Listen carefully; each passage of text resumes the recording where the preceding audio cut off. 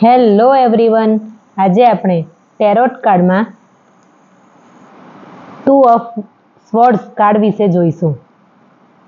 આ 2 of swords card air element દર્શાવે છે. એનો જોડાક સાઇન લિબ્રા છે. યસનોમાં મેબીનો કાર્ડ છે. નંબર 2 પાર્ટનરશિપને દર્શાવે છે. આપણા માઇન્ડના કન્ફ્યુઝનને દર્શાવે છે. આ પાછળ જે પથ્થર છે જુઓ, આ પાછળ જે પથ્થર છે તે ઓપ્ટિકલ્સને દર્શાવે છે. આ એક છોકરી છે, તેણે આંખ પર પટ્ટી બાંધેલી છે. યુનિવર્સ જણાવે છે કે પટ્ટી હટાવીને તારી આજુબાજુ શું થાય છે તે તું જોઈ શકે છે. આ છોકરી જાણી જોઈને પટ્ટી નથી કાઢતી, અથવા એવી કંઈ પરિસ્થિતિ છે જેના લીધે તે પટ્ટી કાઢવા નથી માંગતી. બીજો કાર્ડ રીડ કરીને નક્કી થશે કે આ છોકરી જાણી જોઈને પટ્ટી નથી કાઢતી કે પછી બીજાને લીધે નથી કાઢતી. હવે એની થર્ડ આઈ છે, તે ઇન્ટ્યુશનને દર્શાવે છે. આ જે 2 તલવાર છે જુઓ, આ જે 2 તલવાર એના હાથમાં છે તે 2 પરિસ્થિતિ છે. તેમાંથી કયું પસંદ કરવું તે પસંદ કરવામાં એને તકલીફ પડે છે. પાછળ જુઓ પાણી છે, જે પાછળ પાણી છે જે ઇમોશનને દર્શાવે છે. પાછળ પાણી ઉથલ-પુથલ દર્શાવે છે, તેમ તેનું માઇન્ડ પણ ઉથલ-પાથલ કરે છે, એટલે કે ઘણું બધું ડિસ્ટર્બ છે.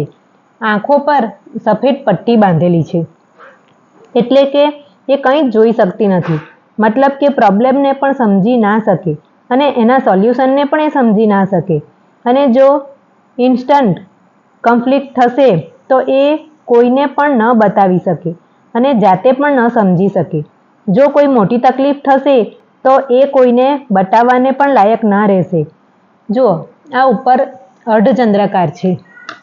એ જે અર્ધચંદ્રાકાર છે તો તે જે ન્યૂ મૂન એટલે કે ચાંદ નીકળ્યા પછીનો જે ચાંદ દેખાય છે તે આપણા માઇન્ડને દર્શાવે છે. યુનિવર્સ એ જણાવવા માંગે છે કે વારંવાર તમારા ઇન્ટ્યુશનને સાંભળો. ખરેખર અર્થ એ થાય છે કે તમારે નિર્ણય લેવામાં ઘણી તકલીફ પડે છે. જો તમે પરિસ્થિતિ સમજતા નથી અને તેની પાછળ જ ભાગ્યા કરો છો, અથવા જાણી જોઈને તમે નિર્ણય લેતા નથી અથવા લેવા નથી માંગતા, તેવી પરિસ્થિતિ સર્જાય છે કે કંઈ પણ નિર્ણય લેવા માટે તમે લાયક નથી રહ્યા. યુનિવર્સ કહેવા માંગે છે કે તમારા ડરથી ભાગો નહીં. જેટલો તમારા ડરનો સામનો કરશો એટલું જિંદગીમાં આગળ વધશો. એવું સમજી લો કે જેટલું તમે ડરથી ભાગશો તો ડર તમને ડરાવશે, તો તમારે ડર ભગાવશે અને ડરાવશે, તો એનાથી ભાગવાનું નથી. ત્રીજો પોઈન્ટ એ છે કે તમારા ઇમોશનને બ્લોક નહીં રાખો અને ભૂતકાળની ચીજને ભૂલીને આગળ વધો. લેટ ગો કરો. પોતાના દિલમાં જે વાત છે તેને લોકોની સામે બતાવો. તમારા જે પણ પ્રિય પાત્ર છે, નજીકના મિત્ર છે, તેને તમારે બતાવવું પડશે. જ્યારે પણ આ કાર્ડ આવશે ત્યારે તમારે તમારા ક્લાયન્ટને જણાવવાનું કે તમે 2 પરિસ્થિતિની વચ્ચે ફસાઈ ગયા છો. પછી તે રિલેશનશિપ હોય કે જોબ અથવા બિઝનેસ, કંઈ પણ હોઈ શકે છે. છેલ્લે તમે તમારા ક્લાયન્ટને એમ પણ સમજાવી શકો છો કે પરિસ્થિતિ ક્લિયર છે છતાં પણ સમજી નથી શકતા. તમારી પટ્ટી ખોલો અને જુઓ કે કોણ તમારા માટે સાચું છે અને કોણ ખોટું છે. જ્યારે આ કાર્ડ મની, કેરિયર, બિઝનેસ માટે આવશે તો ત્યારે તમારે તમારા ક્લાયન્ટને તમે જણાવી શકો છો કે વર્કપ્લેસ પર ઘણું કન્ફ્લિક્ટ ચાલે છે, તમે કોઈ કામમાં ફસાયેલા છો, આગળ સમજ નથી પડતી કે તમારે શું કરવું જોઈએ. બીજો પોઈન્ટ કે તમે તમારા કોઈ 2 કલિંગ્સની વચ્ચે ફસાઈ ગયા છો. જે 2 કલિંગ્સ હશે તેનું અલગ અલગ પરિસ્થિતિ હશે. તમને ફોર્સ કરવામાં આવે છે કે 2માંથી કોઈ એક સિચ્યુએશનને પસંદ કરો. તમે તમારા વર્કપ્લેસ પર ઘણા બધા ટેન્શનમાં રહેશો, ડરીને ચાલશો, ગભરાયેલા રહેશો, કોઈ એક વાતને લઈને ઘણા બધા ચિંતામાં રહેશો.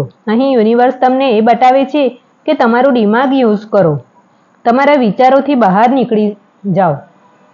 કોઈ કામની શરૂઆત જો કરો છો તો ત્યાં એવું વાતાવરણ બનાવવું કે જે ફાઉન્ડેશન છે તે મજબૂત બનાવવાનું છે. એક બેકઅપ પ્લાન હંમેશા હોવું જોઈએ. જો તમે બિઝનેસ કરતા હશો તો તમારી પાસે 2 ઓપ્શન હશે. એ 2 ઓપ્શનમાં તમે ઘણા કન્ફ્યુઝ રહેશો. એટલા બધા કન્ફ્યુઝ નથી રહેવાનું કે જે પણ ડેટા હશે તેનો ઉપયોગ કરીને આગળ વધવાનું છે. તમારા જે પાર્ટનર હશે તે લડાઈ ઝઘડા કરતા હોય તેને સમજાવવાનું છે કે તમારે આવું કરવાથી ઠીક રહેશે. જ્યારે પણ આ કાર્ડ આવશે ત્યારે યુનિવર્સ તમને એવું જ સમજાવશે કે એક્શન લેવો. પોતાના ડરથી ડરો નહીં, એક્શન લેવો. જ્યાં સુધી એક્શન નહીં લેશો ત્યાં સુધી તમને પરિણામ નહીં મળશે.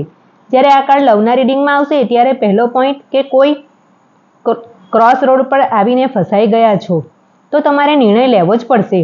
જો તમે નિર્ણય નહીં લો તો સંબંધ વધુ ખરાબ થઈ જશે. બીજો પોઈન્ટ કે તમે અને તમારા પાર્ટનર વચ્ચે ખરાબ રીતે લડાઈ ઝઘડા થાય છે. સંબંધમાં કે પછી સંબંધમાં રહો અથવા તો ડિવોર્સ લઈ લો, બ્રેકઅપ થઈ જાય એવી સ્થિતિ છે.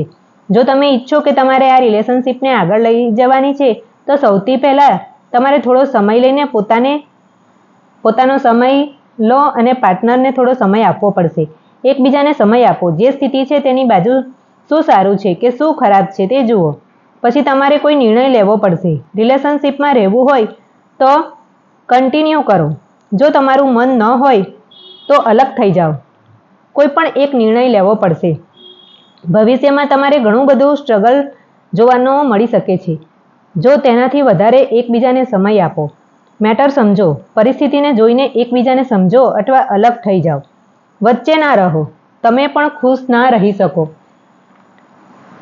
અને તમારો પાર્ટનર પણ ખુશ ના રહી શકે.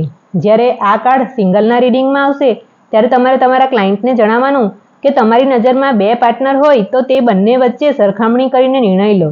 જો તમે સિંગલ હોવ અને કોઈની સાથે રિલેશનશિપમાં આવવા માંગતા હોવ તો તમે તમારા ભૂતકાળના ટ્રોમાને રિલીઝ કરો. ત્યારે તમને કોઈ સારો પાર્ટનર મળી શકે છે. જ્યારે આ કાર્ડ હેલ્થ બાબતે આવશે ત્યારે તમારે તમારા ક્લાયન્ટને જણાવવાનું કે તમારા ઇમોશનને બ્લોક કરીને ના રાખો. તમારા ઇમોશનને એક્સપ્રેસ કરો. જ્યારે આ કાર્ડ આવે છે ત્યારે ક્લાયન્ટ પોતાના ઇમોશનને એક્સપ્રેસ નથી કરી શકતા, પોતાના ઇમોશનને બ્લોક કરી રાખે છે. માટે તમે તમારા ક્લાયન્ટને હાર્ટ ચક્રનું મેડિટેશન કરવાનું કહો અને બની શકે તો તમારા ઇમોશનને એક્સપ્રેસ કરો. તમારી આસપાસ જે પણ સારા દોસ્ત હશે તેની સાથે વાતો શેર કરો.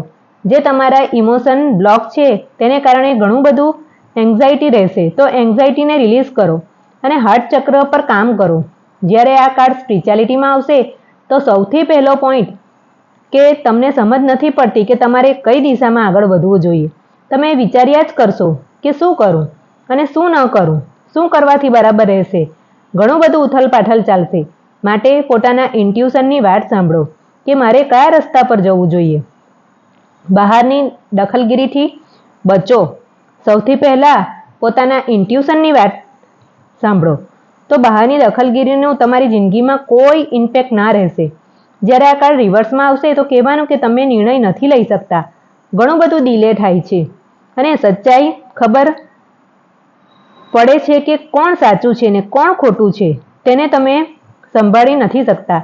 તમારાથી બરદાસ્ત નથી થતું. તમને ઘણું બધું ટેન્શન થાય છે. એવું સમજી લો કે જે નજીકના વ્યક્તિ છે તેનું સચ્ચાઈ તમારી સામે આવી રહ્યું છે. તમારી આસપાસ કોઈ ફ્રોડ પણ થવાનો ચાન્સ હોઈ શકે છે. જે સારા મિત્ર હતા કે તેની પર તમે વધારે વિશ્વાસ મૂક્યો હતો તે ફ્રોડ મિત્રમાં કન્વર્ટ થવાના ચાન્સીસ છે. તમને જબરજસ્તી આ પરિસ્થિતિને પસંદ કરવાનું બોલવામાં આવી રહ્યું છે. તમારી પાસે ઘણો બધો પાવર રહેશે પણ કંઈ ને કંઈ એ પાવરનો તમે ઉપયોગ ના કરી શકો. ઇમ્બેલેન્સ રહેશે. કોઈક વાર બિલકુલ નિર્ણય ના લઈ શકશો અથવા સ્પીડમાં નિર્ણય લેશો જેનું પાછળથી ઘણું ખરાબ પરિણામ ભોગવવું પડશે. આ કાર્ડને લગતું કંઈ પણ પૂછવું હોય તો કમેન્ટ સેક્શનમાં જઈને તમે પૂછી શકો છો. Thank you.